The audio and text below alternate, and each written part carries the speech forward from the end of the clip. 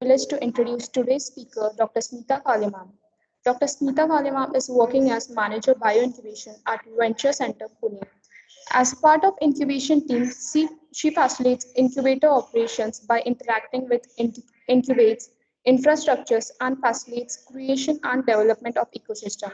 Dr. Smita Kale has pursued her PhD in pharmaceutical chemistry from ICT Mumbai and has academic experience of 12 years, which includes research experience of 3.6 years.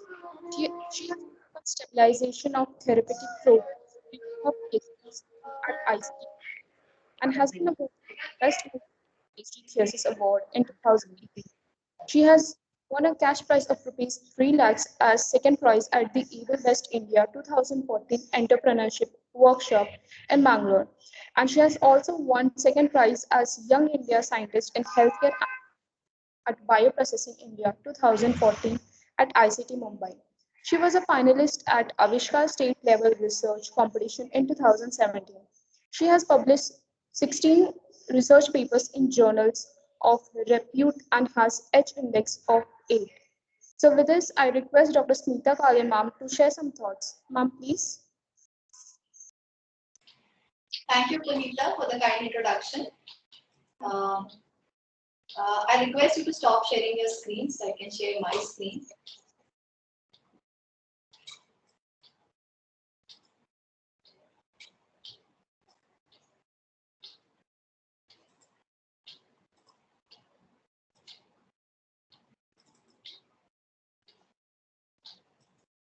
Can you all see the presentation in the full screen mode? Yes, ma'am. Yes, ma'am. Okay, sure. So let's start. Good morning, everyone. Good morning to all the faculty members there, Principal Sir, and dear students. As she introduced me, I'm working at Venture Center, which is a technology business incubator, and I'm working as a manager in bioincubation. So today I'll be talking to you about what is meant by science entrepreneurship and what are the different components of it. And if you have any questions, please type them in the chat box. We can take them at the end of the session.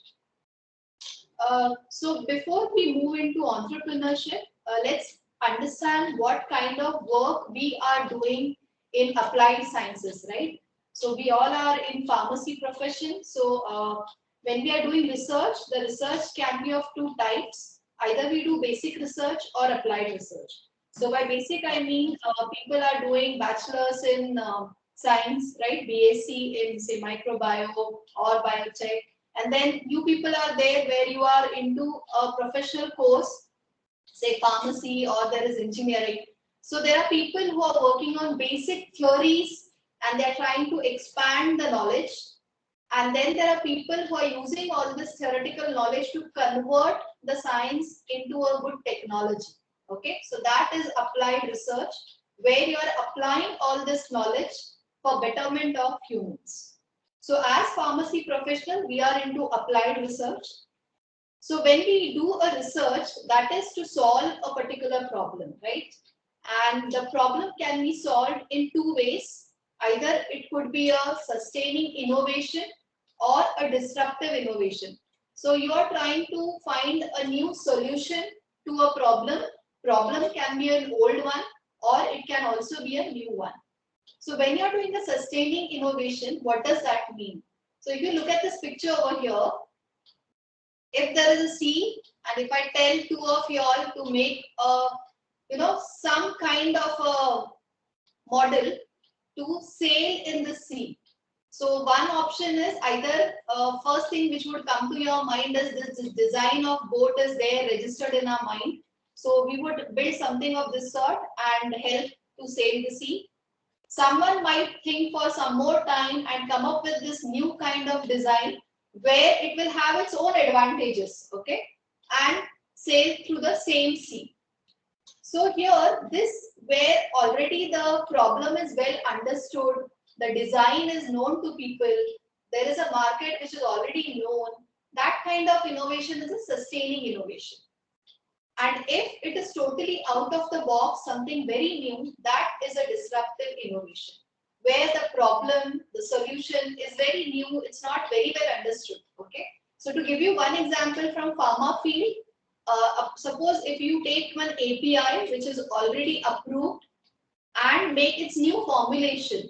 So that could be one of a sustaining innovation, because there the API is already known for a certain indication and you are just changing its formulation for the betterment.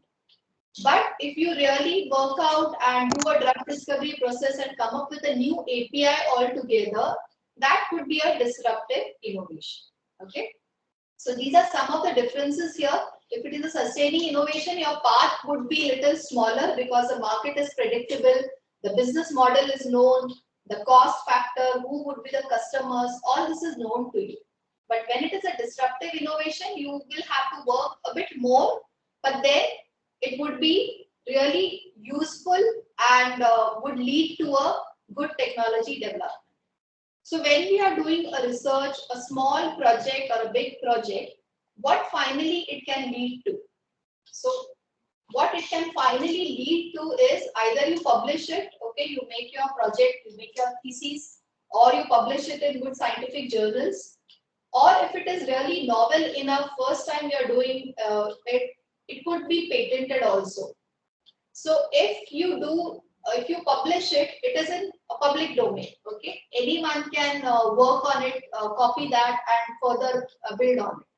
But if it is patented, then you have the right to then either work further on it and develop it more to actually take it to the customer, or you can sell it to a company which is already working in that area, a big company. Means suppose if you have worked on an API, new API, you have discovered to a certain stage where you have say made 10 milligrams of it, done the characterization, but you don't want to do the further part, say clinical trials and all. But then you can talk to a bigger pharma company. They can come and take this patent. You can sell your patent to them, and they will do the further drug development process. And in return, they will pay you. Okay, they will pay you money. They will pay you royalty. So once you decide to take your idea to a next step on your own, then you need to form a company, a new company, which would be a startup. And this startup can be started by an individual or a small group. And why have you got into a startup is maybe to search for a repeatable and scalable business model. So you will have to repeat your studies, do more validation, check whether it is reproducible and scalable. And then if there is a business which you can run out of it. So why startups? Because you want to see that whatever science you have worked on is actually put to use. Someone actually uses the product or process which you have actually find out. If you don't get any takers, then out of frustration, you might feel like I should only start something on my own. Once you start a company, you are actually generating resources. You are giving jobs to people. You are creating money. Okay. So you are contributing to the economical and social growth of your country. And then you see a great opportunity that others don't see in your technology. That's why you want to have a startup. You want to build an organization which will have a vision and mission to take that science ahead. Okay. So as I said, you will be contributing to socio-economic contributions of the country. So all of you have heard of Silicon Valley, Cambridge, UK, Boston area. So that's how it started, with a lot of startups working on good technology ideas. And also, if you like to do whatever is in passion, then definitely entrepreneurship and startups is in passion. So just to show you one example of a journey of science to technology, all of us have heard of Raman effect, discovered by Dr. C.V. Raman, who won a Nobel Prize in somewhere around 1920s for discovery of this basic science, which was a principle, Raman effect. This principle was then used for detection of chemicals. And to do that, you need a product, an equipment where this effect is used to actually monitor something. Okay. So then the equipment was developed, and almost it took 100 years for a final advanced version of a Raman spectrophotometer, which is a handheld, very easy to handle and use and digitally you can see the readings, and this can be used for your raw material identification. So one needs to understand that science to technology to its final, there would be advancements, there would be different modifications, and that journey will go on, and it can be a long journey. So in this long journey, you need to understand where your research is. Okay. So there are something called as technology readiness levels, TRL levels.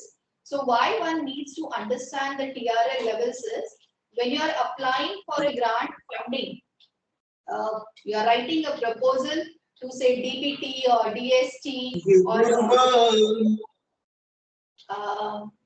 kindly mute yourself, whoever is speaking. So at that time, they might ask you at what TRL level you are currently. So you need to understand this nomenclature. So TRL 1 means you are still at an idea stage where you have the concept in your mind, you have read about it, and you plan to work on it. Okay. So once you start working on it, you start performing experiments, you become more confident that yes, whatever I have thought of is working, right? I'm getting the kind of results I have expected. So then you move ahead in your TRL level. So once you have the proof in form of data generated by performing experiments, that is when you say that I have the proof of concept with me. Okay, so you have proven the feasibility and you move ahead. Then you need to check its scalability. That is, you perform a study at lab. That is a lab level study. Then you need to do a pilot scale at little higher scale. Suppose that if I am able to synthesize a molecule at say 10 mg, 10 milligram, then 100 milligram in my lab, same molecule using the same process, am I able to reproduce and make say 1 kg of it? Then am I able to make 10 kgs of it? So that's how you have to demonstrate the scale using your technology, and you move ahead. So there is lab scale, there is pilot scale, there is plant scale, because ultimately you will have to set up a plant, a production plant. So it should be, the same results you should get if you are making say 100 kgs of the drug. Using the same process, you should be able to make it. So that's how you need to test it, or you need to do some modifications. So finally, once you are ready with your product, which is approved by regulatory agencies. So if it is a drug, you all know that you will need a FDA approval. In India, you would need a CDSCO approval. Once that is there, then you can go and market it, launch it, and that's how your TRL level progresses. So having understood the background things of science entrepreneurship, what exactly it means, so we all know what the science means, okay? We all have studied science, we are into a scientific field. And then what is entrepreneurship? Entrepreneurship is a business. So to do a business, you need to have a good idea, and you should be knowing how to execute it, or you will be ready to learn that and practice that, okay? So from where will you get that idea? Idea will come when you look around for a problem, existing problem. What is the need for a particular product or process? If it is already there, people are using some product, what is the customer pain point? So that will provide you an opportunity. Or what are the existing solutions? What is the know-how? How that problem can be solved? So finally, when you have an idea, that idea will culminate into a product or a service which you will offer to the customers. And there would be a revenue model, how you will charge your customers, okay, what fees and how will you make the money.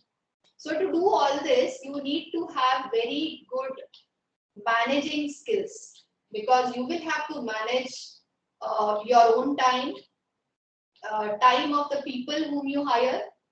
You will have to manage the whole technology development from 1 TRL to up to 9th level. You will have to manage finances. You will have to raise money. You might not have all the money, so you will have to raise money. You will have to manage how to communicate it to different stakeholders, how to deal with the competitors. So all kind of management will come into picture to actually execute this idea. So you will identify a problem area, a need, you will identify a solution, and then you will think about it to come up with a technology idea. So this is something a Jugaad technology or a simple technology idea. But when we talk of scientific inventions, the solution for the idea or the pain or problem will come from insights from science, something which you have learned, the knowledge which you have gained, you will use that to solve that problem. So that becomes a scientific invention. And say for here, Dr. Alexander Fleming, he discovered penicillin. So that came, whatever the solution he proposed came from the science background. Okay, so that's a science entrepreneurship. So what is innovation actually? So innovation is taking your invention to the market. So this is the journey I'm talking about. So you will identify a problem, you will identify a solution for it, you will start working on it, right? And you will develop a proof of concept. So your idea is your concept. Once you work on it, you do some experiments, you generate a proof of concept. Okay, so up till here it is an invention mode. After this, either you publish it or you patent it, right?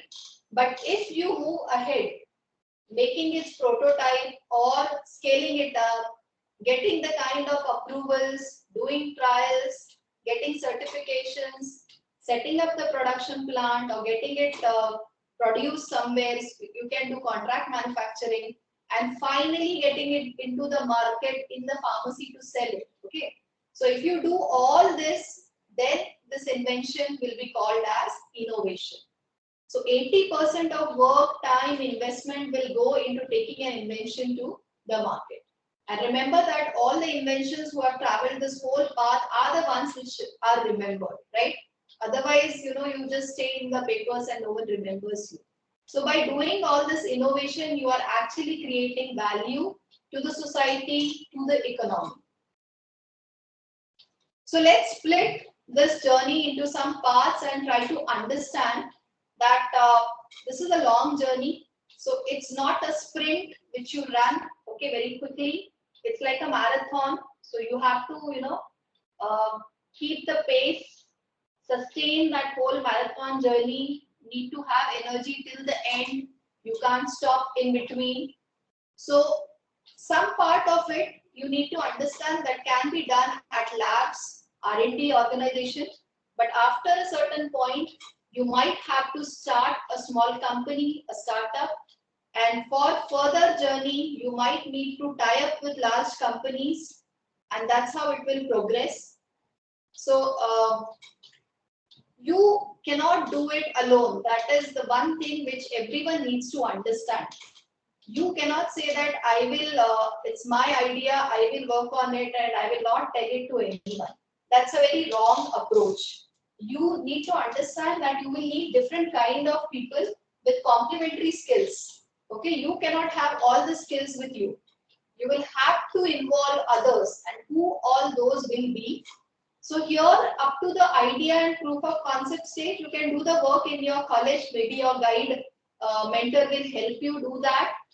But once you want to file a patent, it's better that you talk to patent professionals, take their help and do that. Then if you really need to scale up, you will need help of people who understand the engineering part of it, people who have worked on scaling up, who understand how to optimize different processes. Okay, those could be some senior entrepreneurs, mentors.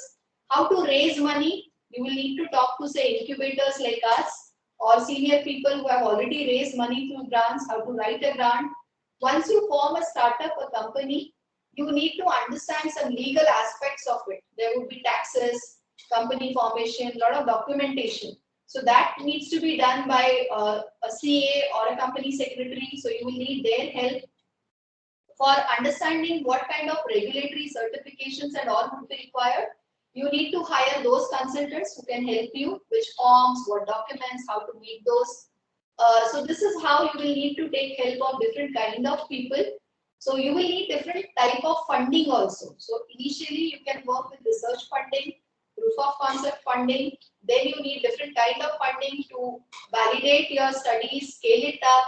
For market entry, you need more amount of money. That is a time when you can move from grant funding to actually investors. And further, you will need a lot of money for the growth and expansion. And once you start expanding, you need to have your own production plant. You will need QA, you will need QC, you will need people for business development, different kind of managers. You need to connect with different suppliers. So a small team cannot do all this. As you progress in this journey, you will have to involve more and more people. Your team will start growing. So, you need to have a good team to execute it with you. So why do you need incubators? So in science language, we know that incubator is an equipment which is used so that you can store the cells at whatever required temperature conditions or humidity conditions, so that they sustain, they survive, they don't die. So similarly, incubator is a place where we support the lonely entrepreneurs so that they don't give up during this journey and they continue their journey to the final destination and launch their product. So we provide them an ecosystem, all the services which will help them develop their product. So in an incubator, there are a lot of useful solutions because on the campus, there are a lot of startups. So you get to interact with all of them and learn from each other. You get to interact with mentors. There are a lot of events which happen. So you get to meet people, understand them, and that's how you grow. So there are physical incubators where you actually are provided space. Those are hard facilities, and there is virtual incubation where you just get guidance and mentoring online. So we are into physical incubation. So before I talk about Venture Center and what we provide, there are 4 things which I want you all to understand if you are looking at getting into entrepreneurship. So first thing is you should have the clarity of your idea. So clarity of whatever research you are doing. So finally, this part of research will lead to what kind of product or service. Many a times we talk about the technology that I am working on, say, nanotechnology and making this formulation. But for what?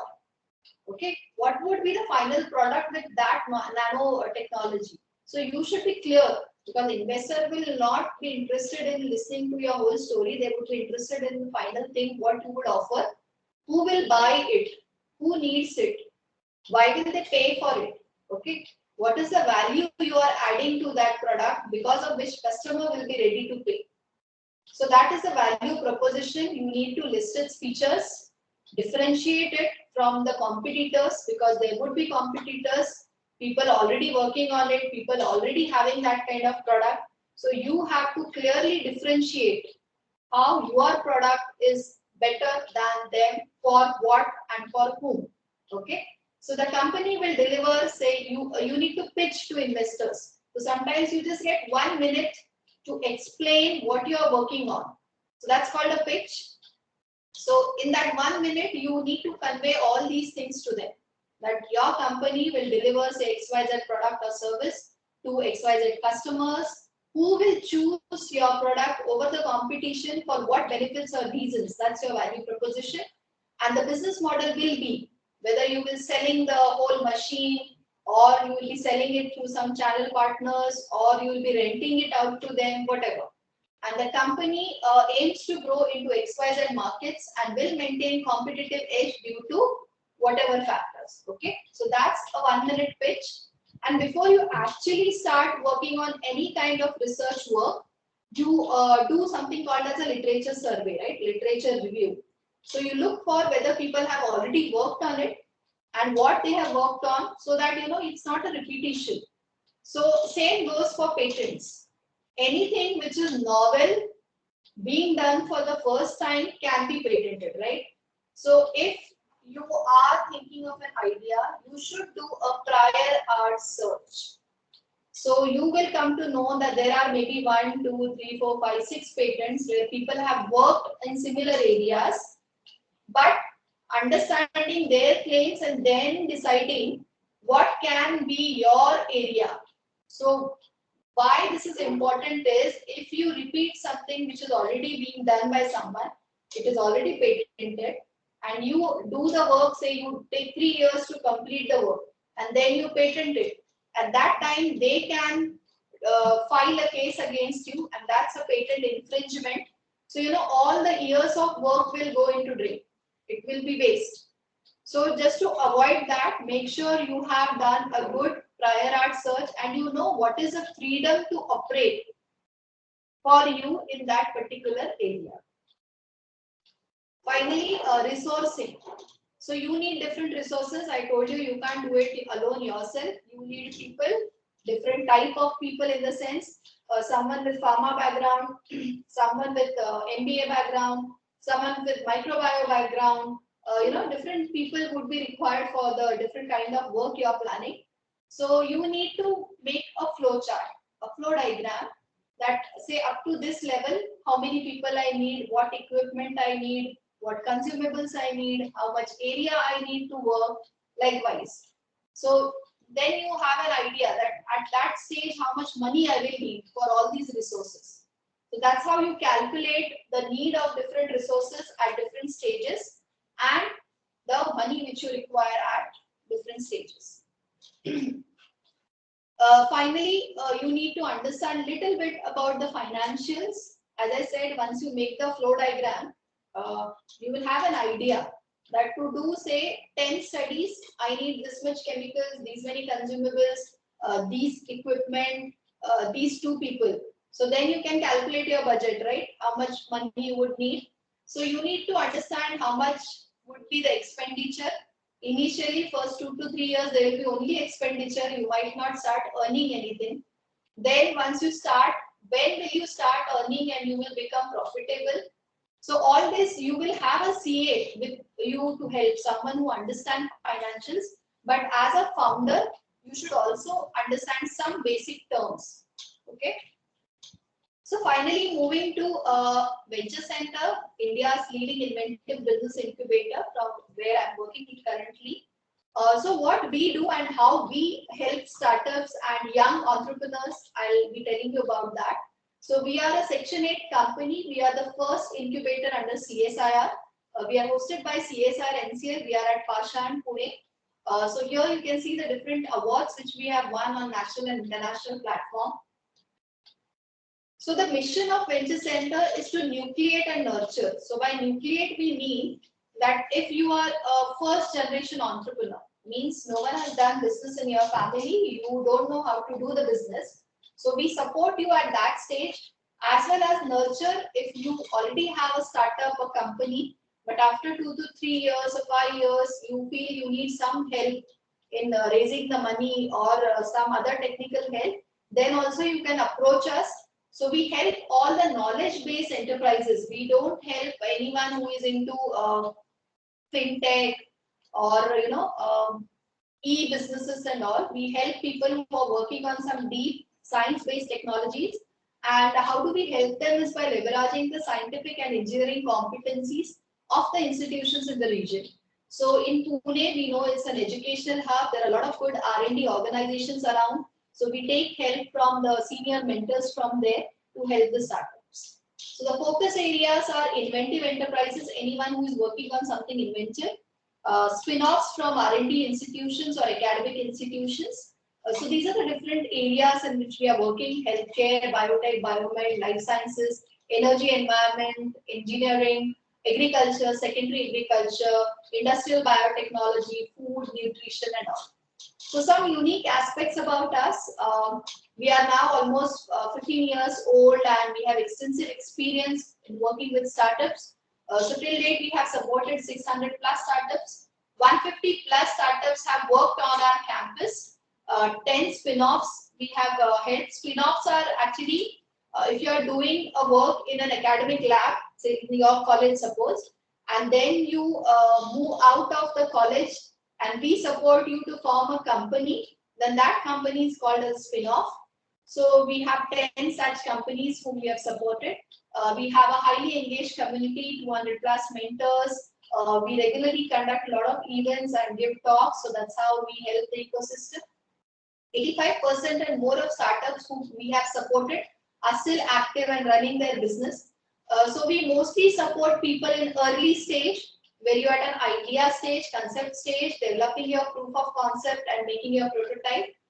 75% plus startups are ones who have inventive products, and then there are a lot of patent families which have been filed by our startups. So proud to tell you that 30% and more are actually women founders, and 85% and more are people with higher degrees in science. So totally, with our startups, the risk capital mobilized in the last 5 years is 340 CR, and the revenue generated is 90 CR. So at Venture Center, we have 50,000 square feet of space for incubation, and then there are 9 unique resource centers. So we provide comprehensive support to promote early stage ideas, startups, and entrepreneurs through the diverse and impactful ecosystem which we have created. So what do I mean by an ecosystem? I'll explain you here. So to do your work, we provide you dedicated lab spaces or office spaces depending on your work. We connect you to mentors, that's online also and offline also. We have a lot of funding programs which we are running in-house. There are fellowship programs, there are other types of funds, CSR funds, seed funds. Then for information, we have a very good library, and online also we have a funding database and other resources online. We have some shared lab spaces. We have a tinkering lab, that's a prototyping lab where we have a 3D printer, laser cutter, and also anyone who is into medical devices, diagnostic, they use this facility. For testing and analysis, we have very good state-of-art laboratories with high-end analytical equipment for doing the testing of. So we have mass spectrometers, we have confocal microscope, flow cytometer, and so on. For regulatory, for understanding the regulatory side of your product, we have a set of people who help you understand that. So that's our Regulatory Information Facilitation Center team. To understand how to transfer your technology or how to file your intellectual property, patent filing, we have a team in-house. Then if you are at a later stage where you want to do some trial manufacturing, need some legal help, HR help, so that for that we have partnerships. So these are the different national programs which we are running in association with Department of Biotechnology and Department of Science and Technology, Government of India. So just to give you a glimpse of some of the startups, their work. So these are few success stories which we are very proud and happy to present to you. So these are actually the first in India or first in world technologies which were developed here. So just to tell you few, here you can see CDSCO approved CTC diagnostic solution, which is a liquid biopsy solution. So that's why Dr. Jayant Khandare, and he is also from pharmacy field. That's his company, OncoAir. And this company, I'm sure everyone has heard about it or used the kit for testing. That's MyLab, which is a CDSCO approved indigenous RT-PCR and antigen test kit for COVID-19. This is a dual part hand crank defibrillator which has been developed by Geotronics. That's first in world. So like this, we have many companies in different domains. So just and these are the spin-offs.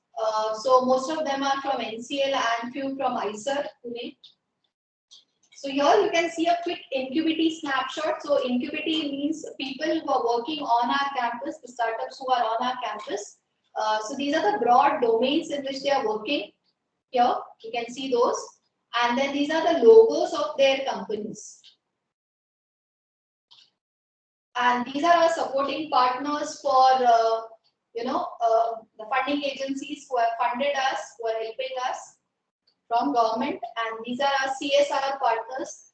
So being a non-for-profit Section 8, we are eligible for CSR funding, and then these CSR partners help in different ways to build some new facilities or help our startups in the form of grant funding or fellowships.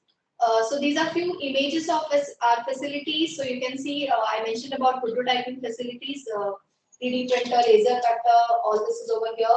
We have a ISO class 7 and 8 MedTech clean room setup for trial manufacturing, for pilot manufacturing. This is our Center for Applications of Mass Spectrometry, where we have 2 mass spectrometers, and there is one more now, so we have 3. These are shared lab spaces, cell studio where we have a confocal microscope and flow cytometer. This is a bio incubator building. So this is the front view of Venture Center. This is a library. We have a lot of event spaces and meeting rooms.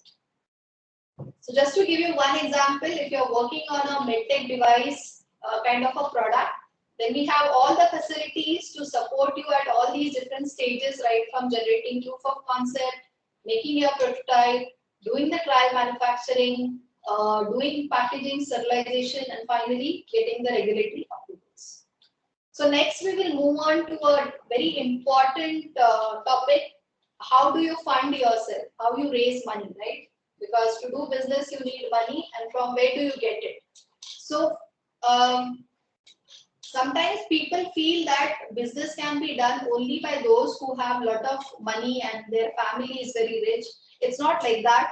You need not depend on your family or on yourself to earn a lot and then start your business. So there are a lot of funding opportunities in India.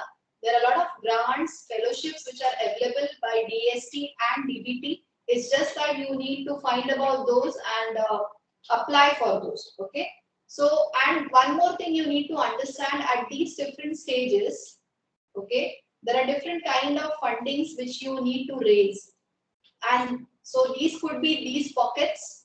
So you need to understand that initially itself, you don't need the whole 10 CR, 10 crore. You can start with 5 lakhs. Then once you have done some experiments, you may need 15 lakh. For further development, you might need 50 lakh. So there are these different grants. You can start with a simple fellowship program like NIDI EIR or SIIP. Then you can get 10 lakhs grant in Prayas. Then you can get say 50 lakhs with SIBRI or BIG. And then you can move ahead and say after a certain stage, once you have crossed this early stage, you can look up to angel investors or venture capitalists, private equity, all that. So very important to understand that you don't need all the money at the beginning itself. You can keep on raising the money as you progress in your journey. So I'll quickly talk about some of these fellowships and grants which I have mentioned in that flowchart. So one fellowship and program which I mentioned is SIIP.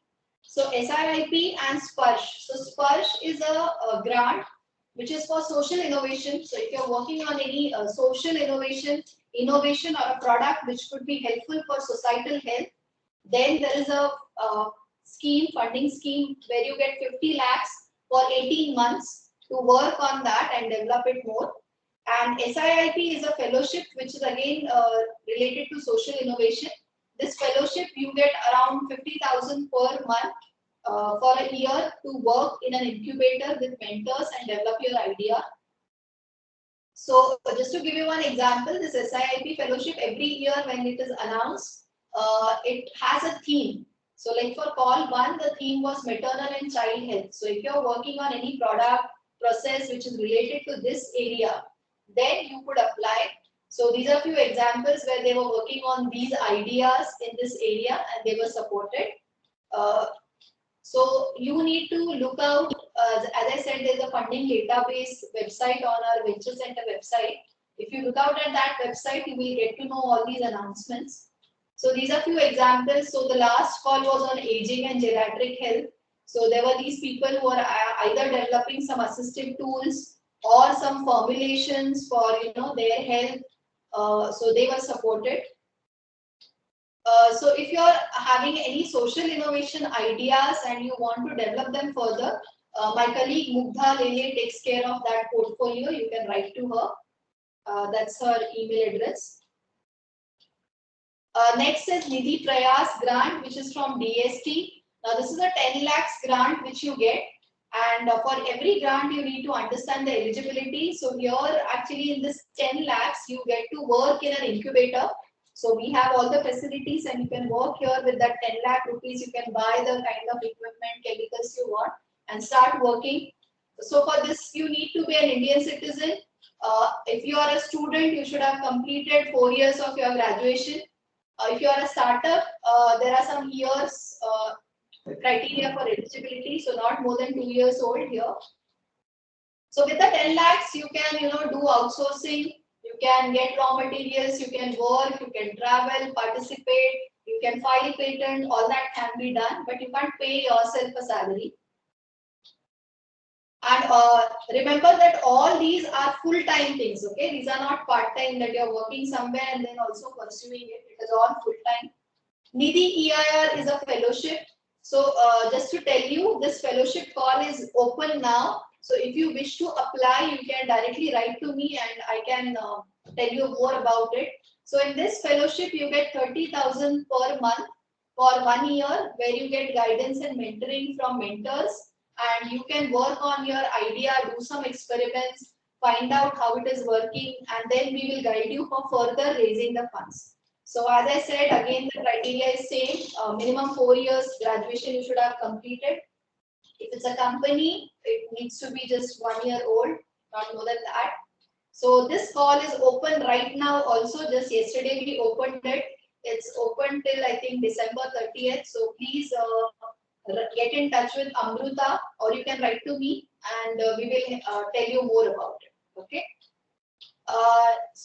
For academicians, right now this call is also open. That's PACE, Promoting Academic Research Conversion to Enterprise. That's by BIRAC, DBT. So here there are two schemes. One is Academic Innovation Research, AIR, where if you have a proof of concept, means you have a concept, you can develop your proof of concept more, and then it can be done with or without industry involvement. For CRS, you need an industrial partner. This call opens twice a year now. Currently, it is open, and if you need help in how to make the proposal, then we can help you in that. And finally, this is the BIG grant. The call opens twice a year. So now it will open on 1st of Jan. And if you have a very good idea and you want to work on it for 18 months, you get 50 lakhs. So you need to understand that for all this, you need to have a very good skill of writing a proposal, defending it, and then working on it. Okay. So if you wish to get all the information about the different calls which are open, the events which we run, so please stay connected with us on social media, on any of these handles, and we keep publishing there, announcing there. So that's all from my side. I'll be happy to take some questions and answer your queries. Thank you.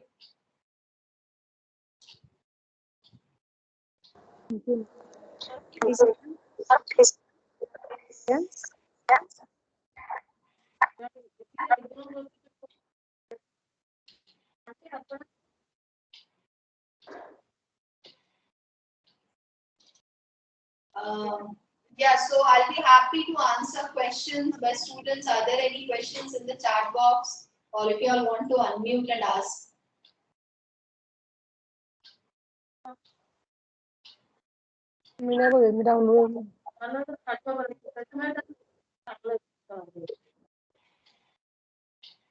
Hello?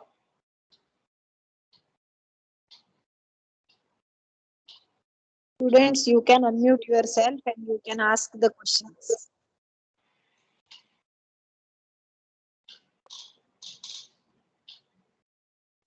Unless you ask questions, you will not get the answers for those. Asking questions is also a skill. And don't worry, even if it's a very silly question, I don't mind.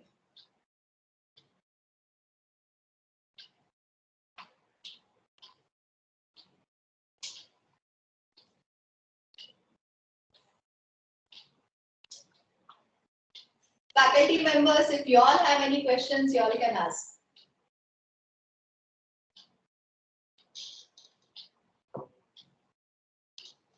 Excuse me, ma'am. Yeah. Ma'am, are there any fellowships for third year students? No, actually, as I said, like all the fellowships or grants, it's compulsory that you should have completed your graduation at least. So, but for third year and all, if you have say 2 months break in your academics or whenever you have holidays, at that time, if you want, you can get in touch with the startup and do an internship. So based on your area of interest, what you want to do in future, if you find out that there is a startup who's working on that, and if you spend 1 month there, you will get to learn. So that can be done during your graduation, but to actually get a fellowship for yourself, you should have completed 4 years at least, or your graduation.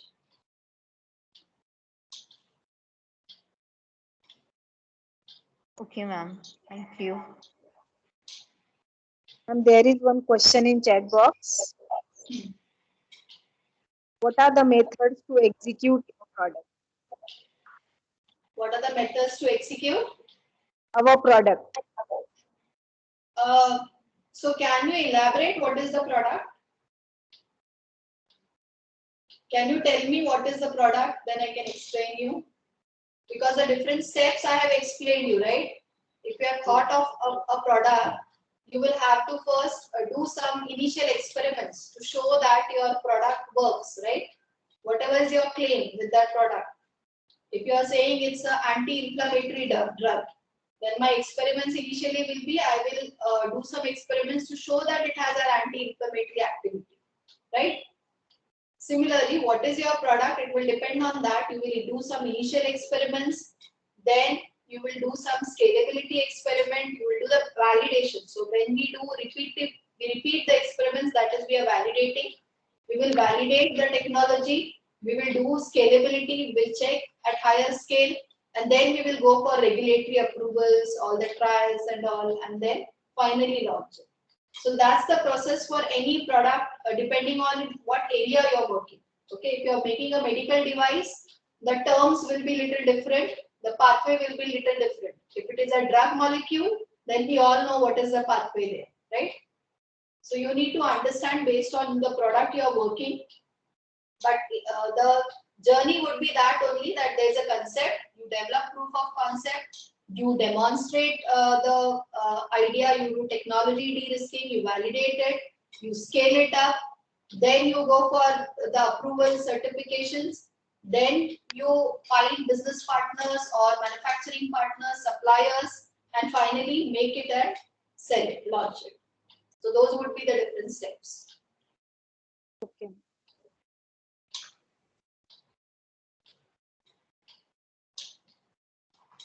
Anyone is having the question?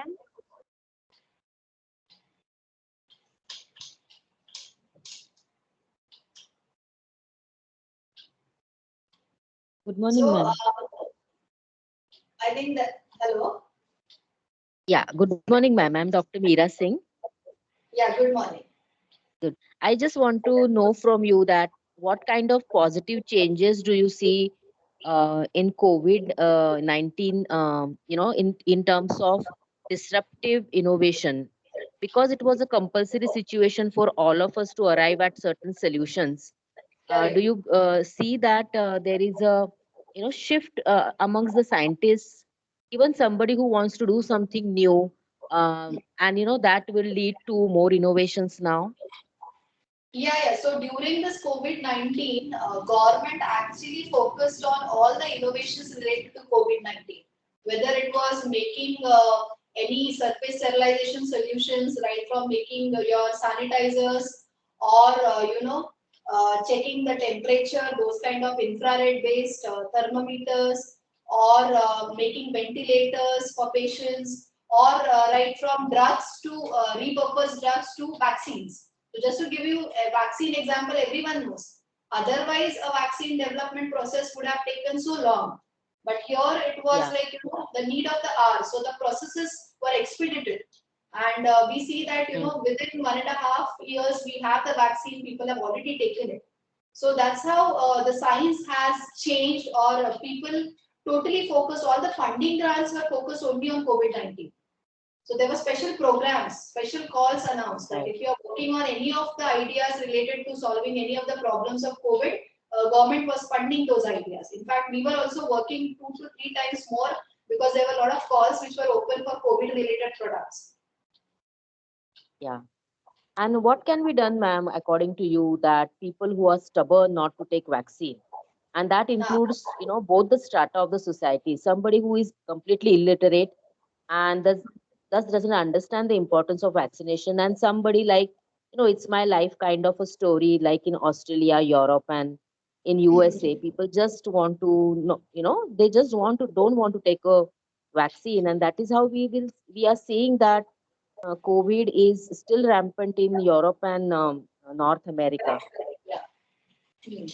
So I think government is making it mandatory. That has happened in India also, but unless we go to doorsteps now, we'll not be able Hmm. to find out. So that might happen, say, uh, tracing in schools, colleges, educational institutes, offices would be easier, but reaching, say, outskirts, rural areas, and door to door, that would also Yeah. happen, I think, and that would be required. So somewhere like government has also supported this COVID app itself. You can take one example. So these kind of IoT solutions also, by which we can trace, like say how many people have been vaccinated or generate this kind of data. Those kind of ideas have also been supported. So there is a need for people to work on those ideas too. And Yes. yeah, though we are convincing people and people are not ready, so I think there needs to be a good solution for that also. That how can we convince? So I think people are doing it through social media, through different channels of communication. Uh, but yeah, maybe there we need something disruptive. People can think of and to convince people and get them vaccinated soon. Even I agree, because it is sometimes easy to convince a illiterate person, but it is very difficult to convince a literate person. Yeah, yeah. Like, even being literate, he doesn't want to vaccinate. That means it is very difficult to convince. So there's something has to be done, or else, we will always have those people not getting vaccinated, and it will take time for COVID to vanish then. Yes, ma'am. Yeah, Thank you so much. some small kind of animated videos where you actually show them what is vaccine. People are afraid that what is being injected. So if we tell them that this is a small part of virus, when we inject it, your immune system will recognize it and will develop a memory. So next time when you are exposed to it, automatically it will generate a response. Something of that sort, if you are able to do it in different languages which people understand, in a cartoon kind of thing, and circulate it. These days, WhatsApp is the best media to reach to people. So if that Yeah. happens, and people are really educated and they see the differences, there we need to have data, right? Some people depend on data, higher, especially the highly educated ones. That say in second wave, what about those who had taken vaccine, whether they were more protected, those who had not taken, whether there was more mortality. So data plus these kind of different channels are required. Yes, ma'am. Yes, ma'am. Thank you. So Nyandevi ma'am, are there more questions or we can end now? Yes, ma'am. Thank you, ma'am. Punita, Thank you so much, ma'am, for your valuable information. It will definitely help us in the future. On behalf of Srimati Kashibai Navle, College of Pharmacy, I extend a very hearty vote of thanks to our honorable speaker, Dr. Smita Kale ma'am, Principal Sir Dr. S.D. Sawant sir, Vice President Dr. Vandana Nikam, Convener Dr. Neha Munat ma'am, Innovation Activity Coordinator Nyandevi Madhure ma'am. I also extend thanks to all the teachers and to all the participants for attending the meeting. I'd also like to thank Founder President of STS, Min Navle sir, Founder and Secretary Mrs. Nanda Navle, Vice President Admin Mr. Rohit M. Navle, and Vice President HR Mrs. Rachna Navle Astekar for this. I request all the participants to off the camera.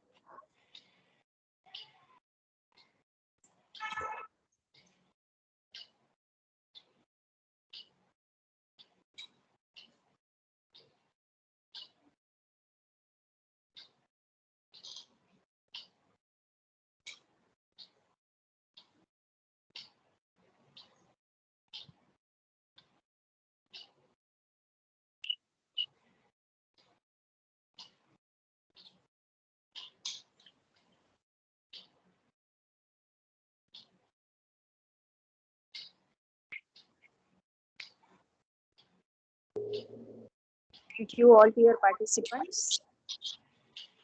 Thank you, Smita ma'am. Yeah, welcome.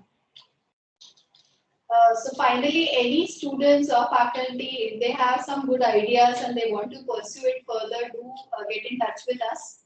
My email address I have already shared. Nandini ma'am has my email address with her. You can get in touch with her and then write. Yeah. Sure. Thank you. Yeah. Thank Thank you very much. Bye bye. Thank you.